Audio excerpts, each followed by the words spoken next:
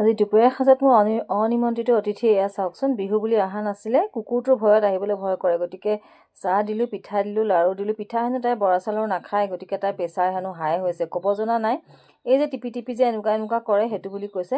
আৰু তাই তেজ নিছে কিবা টেষ্ট কৰিবৰ কাৰণে, গতিকে আৰু ভাত নাখায় হেনো, সেইকাৰণে ভাত খোৱাটো কমাইছে, ৰুটি বেছিকৈ খায়, কাৰণ প্ৰেছাৰটো হাই হৈছে।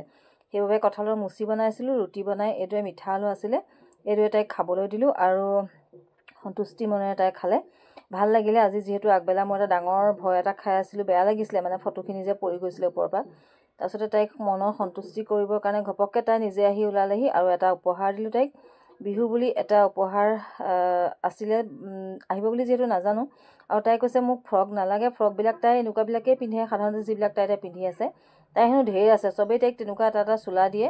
গতিকে তাইক ক'লোঁ কেনেকুৱা লাগিছে, ভাল লাগিছেনে, পচন্দ হৈছেনে? তাই একদম খুচ হৈ গৈছে, কাৰণ তাইক ফ্ৰকবিলাক চবেই দিয়ে আৰু এইটো মই দিলোঁ, গতিকে তাই বহুত বেছি খুচ। গতিকে ভাল লাগিলে, আজি ভাল লাগিলে মানে দুপৰীয়া সময়খিনি মোৰ সেইটোৱে ভাল লাগিলে, কাৰণ ৰাতিপুৱা ভয় খাইছিলোঁ। আপোনালোকৰ মাজলৈ আগবঢ়ালোঁ আৰু কেনেকুৱা লাগে কমেণ্ট কৰিব। তাই আগতেও আহে আমাৰ ঘৰলৈ, আৰু কিন্তু মানে কি কুকুৰটোৱে ভুকি থাকে কাৰণে আজিকালি আহিবলৈ ভয় কৰা হয়। আজি ঘপককৈ আহি ওলালেহি, বিহুত অহা নাছিলে, মোৰো ভাল লাগিলে। আৰু গতিকে ইমানেই আছিলে আজি মিনি ভ্লগটো আপোনালোকলৈ আগবঢ়াইছিলোঁ। Bye bye.